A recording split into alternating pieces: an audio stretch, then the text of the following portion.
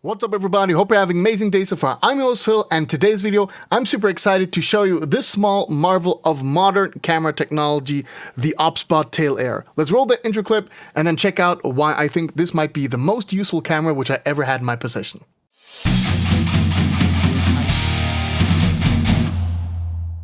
When it comes to modern camera technology, we are absolutely spoiled as content creators.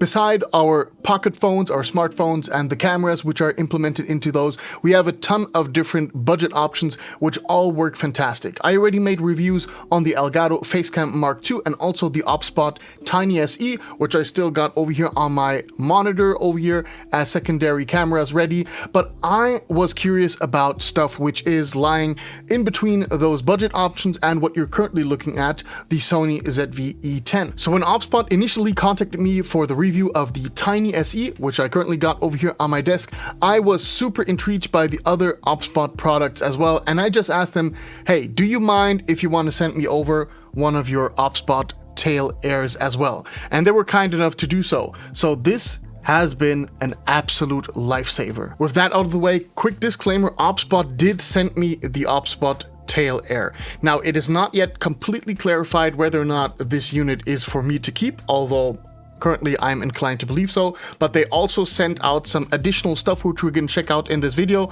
They sent out the OBSBOT Tiny SE and gave me a little bit money for that one. For this particular review, no money has exchanged, but I personally am under the impression that I'm about to keep this one over here, so that's why this is a sponsored video. OBSBOT has provided me some stuff in order to make this video, for I'm which super grateful. Nonetheless, you should be aware that I will point out things which I don't like about this camera in full honesty and transparency.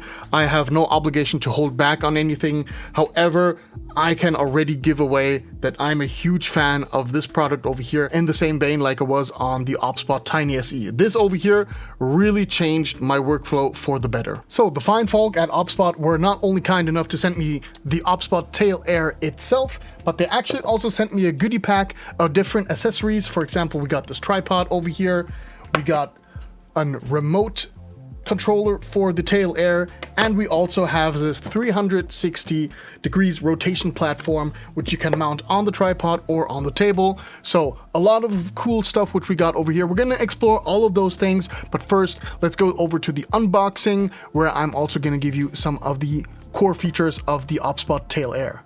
The OBSBOT Tail Air is a powerful PTZ streaming camera that gives you DSLR-like 4K video at 30 FPS with its 1/1.8-inch CMOS sensor, so your footage is sharp and professional in any settings. AI-powered auto tracking keeps you perfectly framed without an operator, and you can control tracking or zoom with simple hand gestures, ideal for performances or presentations. You get smooth pan, tilt, and up to 4 times lossless zoom, all easily controlled by phone, tablet, computer, remote, or hand gestures. The OBSBOT app lets you manage shots, switch cameras, and create dynamic movement paths. It's ready to stream with built-in Wi-Fi, HDMI, USB-C, and NDI HX3 for low latency, pro-level integration with OBS, vMix, Zoom, and many more. Onboard micro SD recording is built in. For creators who want portability, easy setup, and loads of features, the OBSBOT Tail Air delivers. And now, let's get back to the review. So I was talking earlier about how the OBSBOT Tail Air is a perfect product to fit in between DSLR cameras and webcams. And let me show you what I exactly mean by that. So right now you're looking at me through the Sony ZV-E10 applied with the kit lens. That's what we were looking at me up until this point in the video. Now let me move over to the OBSBOT Tiny SE. So this is the OBSBOT Tiny SE. I still like the image quality of this one for webcam, absolutely hits it out of the park. However, it's obvious that this is a webcam, and it pales, of course, in comparison to a full-blown DSLR webcam. Now let me go ahead back to the OBSBOT Tail Air so that you can really see how much of a step that is going from the Tiny SE to the Tail Air. There we go. This looks really great. If I would not know that how the DSLR looks like, I would believe that this would be in DSLR compared to the performance which we're getting out of the webcam. So I'm absolutely satisfied with the picture quality which we're getting over here. Now what you're seeing over here is the camera itself. The color accuracy is pretty good. This guitar has kind of a greenish tint. What does not come across that well is that this has like a neon yellowish color into it. So that's one thing which doesn't come across that well. Other cameras can do that a little bit better. Let's go over to the Sony ZV-E10. You can see that neon lime yellow thing a little bit better. So, but it still is fairly accurate in regard of color, and that is my main reference when it comes to color accuracy. So in order to control all of the other functionalities of this camera, you got to use the OBSBOT Center software. The OBSBOT Center software is a really powerful tool where you can set up all different things. You can set up to 4 different cameras over here. We currently got the Tiny SE and the Tail Air, so we're going to go to the Tail Air. Over here, you got all of these different settings which are going on. You can set up a virtual camera, which you then can select in OBS. I currently have that engaged for the Tiny SE. Let's go ahead and turn that off. So we're going to turn off the virtual camera. You can power it on. You have a video preview. You can set up a beauty filter, which I already showed in the Tiny SE. All of those things you can set up. Remote controller, you know, this little bad boy over here works really well with the OBSBOT Tail Air. I'm super happy about that one. And then we have also other stuff.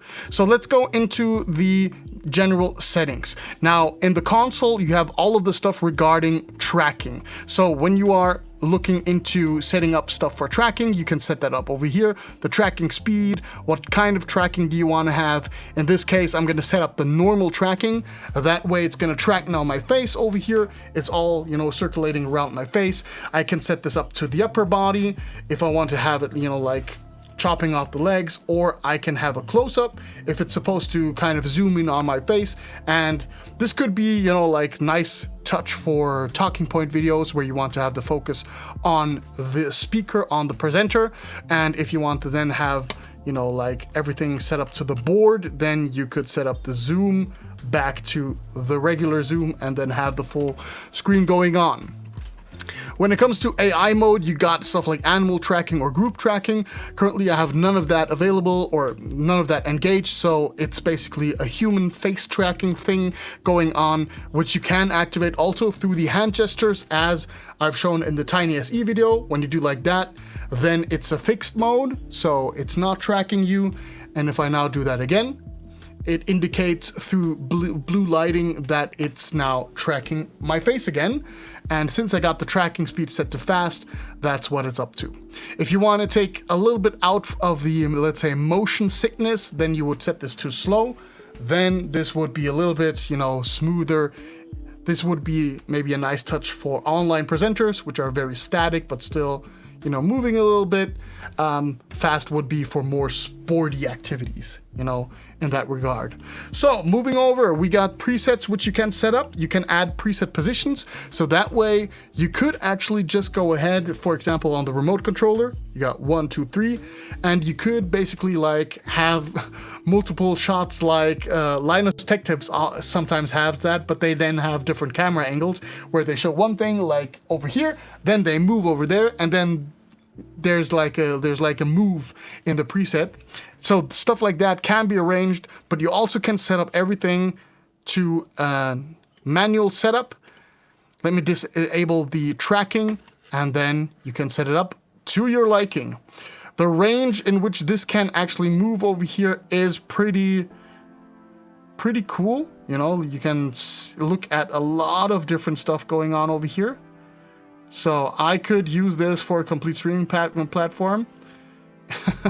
You can actually even tilt it so much that you are basically just looking at the camera itself. So cool stuff over here. Let's go ahead and set this back to so. All right, let me position myself in the middle of the frame over here. Yeah, really cool stuff, really flexible gimbal possibilities. It's fairly similar to what the Tiny SE is capable of doing, but notches that up even more. When we're looking at the image quality, we have so much stuff to go through. So let's walk through that very quickly. We got the HDR. When I turn this off, we're going to shortly lose the picture. Now the HDR is turned on. I'm not so sure if I'm actually seeing any like substantial difference which makes me want to use the HDR. I rather have it SDR and therefore have full control over the, let's say, color palette, because having SDR engaged gives me a little bit more, you know, freedom to use the color palette. We got focus mode, we got AFS, we got AFC. I'm not sure what the S is, but the C definitely stands for continuous. So we're gonna have a continuous focus, and then we have a manual focus, and we can set it to global or face. This can be very cool if you want to have like product shots over here. Now I got this remote controller, which is the perfect example. So let me just put myself in the middle of the frame. And yeah, when I got the face focus, then doing stuff like this, you will perhaps get like a nice blur in the background because it's focusing on my face.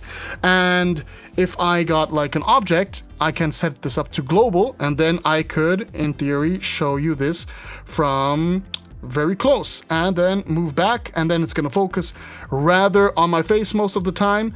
This looks pretty well. The focus hunting aspect is very nice, so there's not like this focus recalibration all the time. Works really well in my opinion. And using the global, you can be a little bit more, you know, like you have a little bit more freedom to try to emulate or to get a natural background blur on that one. I personally leave it at all times at the face because I want to have my face in the focus. That's where I am. Mostly I'm playing guitar while doing so. So, you know, having the face in focus works pretty well for me. Exposure, we can set this up to auto exposure. I personally am not a big fan of that one because it kind of gets everything a little bit grainy. I simply don't like that, you know. I much rather prefer going over and setting this up manually.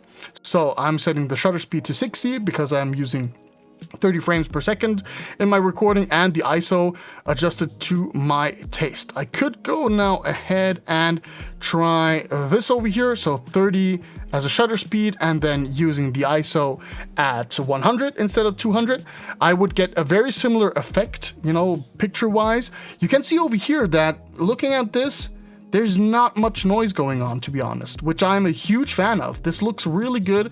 Normally, this is like flickering all the time when I'm using webcams, so that's pretty good on that front. Let's go back to the shutter speed of 60 and the ISO at 200. Yeah. So might introduce a little bit more graininess to the picture, but overall I like the motion blur, how it works on this shutter speed a little bit more.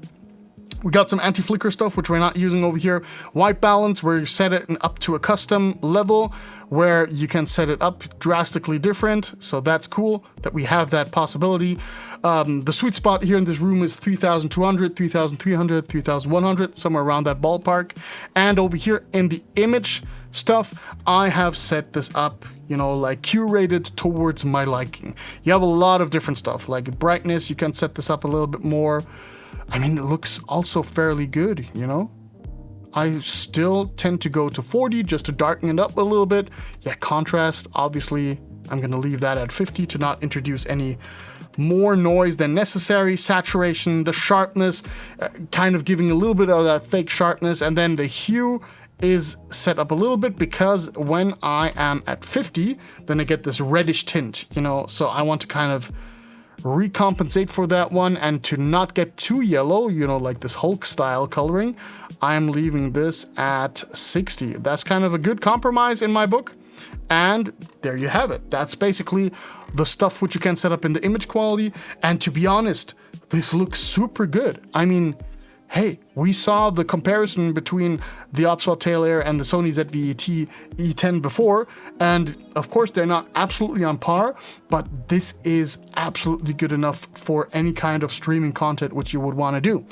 When you go over here to the other settings, you got a lot of the different stuff where you can set this to different output modes. This is where this gets totally crazy, this unit. This is super flexible. You can set it to UVC mode, so it works as a normal webcam, which you can select in Skype or whatever. You can set the NDI. The NDI is like a professional network streaming setup. It's a protocol where you're pushing that over your network. So that way you can have like, I don't know how many PTZ cameras stationed somewhere, and you have like a main controller where everything's going in together. From my understanding, it's similar to Dante in audio. You know, like Dante is basically audio over Ethernet, and this is basically video over Ethernet. You can set this to a RTSP mode. When you set that up, you can set up a wireless live streaming stuff, all of that stuff, you know, interesting. We're gonna kind of fiddle a little bit with that when we're looking at the different setups. Here, over here, media settings, got the frame rate set to 30. You can set it up to 60. We got the encoders going on, bitrate. I want to have it, of course, high because I don't want to lose any quality. The target resolution is set up over here, and you can set the same for HDMI. You know, all of that stuff, you can set this up over here. Super, super flexible. This has a built-in microphone, which we're going to listen to at a later point in time. I mean, it doesn't sound great, but it does the job, so that's okay. You can mirror image, view in gimbal reversed, record on power on, buzzer, status light, all of that stuff. Really crazy what you can do with this OBSBOT firmware. This has just gotten an upgrade, which I am a huge fan of, because let me show you one thing. So when you're going over here into the video preview, a few moments later. So, when it comes to AI tracking, this AI tracking feature within the OBSBOT Tail Air, there was one thing which I saw in forum entries, and that's object tracking. Now, I play a lot of guitar, and sometimes I don't want the focus to be on my face, because that way, let me just simply show you what then happens. So we're gonna focus on my face. I'm gonna grab a guitar over here, and depending on where I'm standing, my guitar is too low. You know, like you cannot see properly what I'm doing over here when playing and doing stuff down here, although the focus is supposed to be a little bit, you know, below, you know. However, if I would now select the lower body focus, then you wouldn't see my face. So it's kind of a, you know, it's kind of a hassle to set this up. But there's one cool feature, which is object tracking. So let's go ahead with the AI, and now we're gonna select the object which we wanna track, and we're gonna select this over here. So now this is gonna be in the focus. And now, in theory, I can move the guitar around, and it's always gonna follow the guitar, which is absolutely incredible. I could now do this, for example, for the upper horn, so this over here of the guitar, and then it would track this. So let's go ahead and track this. So that way we're finding maybe a better compromise so that my face is also like in screen and in focus. And yeah, this is so super awesome. So now I could go ahead and maybe set this over here, the strap over here, as the fix point where it's supposed to kind of focus. So that way I'm getting even higher, you know, like in the tracking setup. So this is really cool that you have the flexibility, that it also really recognizes this over here. So let me take the guitar over here, and then let me place that down over here. So the object tracking really works well. And this over here is, for me, an absolute game changer. Let me go ahead and remove the object tracking. So select the object for tracking. No, I want to go to the normal tracking. So I would go to the OBSBOT center, and on the console, I'd go back to normal tracking, and that's where I'm getting my face now into screen. Now, let me talk about how I personally use this camera over here. When I do amplifier gear reviews over here, I'm sitting over here. I'm sitting quite far away from the camera itself. So what I like to do is I like to position the camera on the table actually, and then just use the remote control to fix the gimbal into the position where I want it to have, and then I'm doing my shots. If I would like to do something a little bit more dynamic and I want to show you around over here on the Marshall or whatever, then I would do it through that, you know, through that way and that possibility. This is really cool that I have this creative freedom, because otherwise what I would have to do is I'd have to get some sort of a second camera. I would have to build it up on a tripod, have it connected each and every single time I want to make this video. And this is why this over here is such a game changer to me. You know, like the flexibility which this camera allows me in regards of handling my video content has changed the fact that I can actually do the amp review demos to a satisfactory result for me personally. Because before, I was always hesitant to do that content and oh my god, I have to set it up. I have to have a second camera which is showing the exact amplifier setup and so on and so forth. That is not a concern for me anymore, and that is thanks to the OBSBOT Tail Air. And that's why I personally, me alone, I'm absolutely satisfied alone with this feature, apart from all of the different scenarios where you could use this one. And that's what we're going to get into now. I'm going to showcase how we can use the camera in different scenarios. I'm now currently connected via Bluetooth to the camera, so it could be that there's some sort of intermittent connection disruptions because of Bluetooth not being the best way to connect to this. Over Wi-Fi, this already worked very stable, but I just want to kind of replicate a scenario where I would be, for example, in the rehearsal room and have to set up things on the fly. I'm not going to do that over Wi-Fi because I don't know if I have a Wi-Fi, so I'm going to do that quickly over Bluetooth. That way, however, you don't have that super long distance stuff going on, so you know, Bluetooth is limited in its possibilities to connect. As you can see, I got a ton of different controls going on. For example, if I want to set up the gimbal, I could do that easily via this menu over here. I could zoom in, and by zooming in, you can see that there's like a crop indicated on what is to be cropped in. On the right upper corner, you can see then the cropped image. Down below on the bottom right corner, you can see that there would be a record functionality, which I'm going to actually activate right now. So I'm going to actually activate the stuff on like the recording. Let's start that over here. So now the device is recording. We're going to see how that's going to look like at a later point in time. Currently, I have like an SanDisk Ultra, which is deemed you know, like a slower SD card, but I still want to see what the results are when using that one. And I'm in parallel also recording the screen of my smartphone through the screen recorder of the smartphone. So when I want to go out of this menu, I'm just going to click on the respective things over here.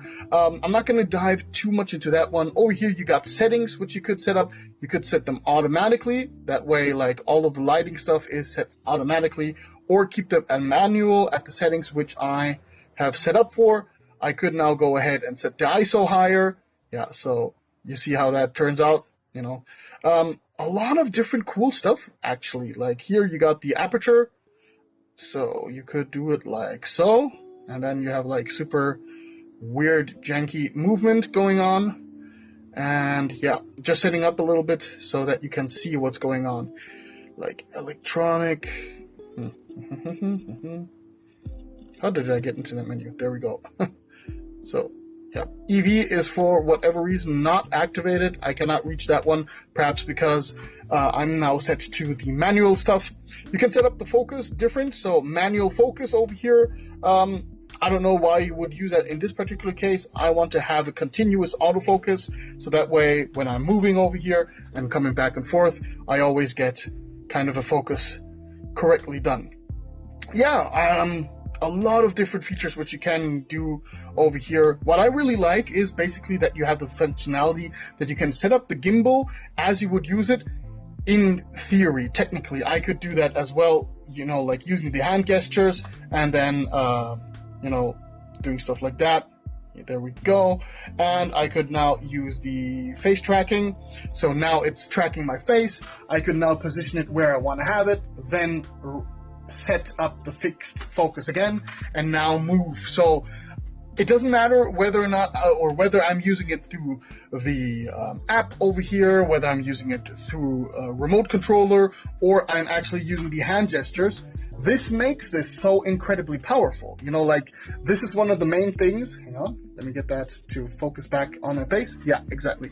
So this is why I really like this camera so much. It's super flexible. It's very easy to use. You can do a lot of different things, and it you know, fits perfectly into a multitude of different scenarios. And that's what I seek in such such a streaming webcam. It's supposed to be easy to use, and this is definitely the case over here. All right, so I am now recording outside on the terrace of my apartment, checking out how the gimbal functionality works, how the automatic setup works, and all of that, how the tracking works.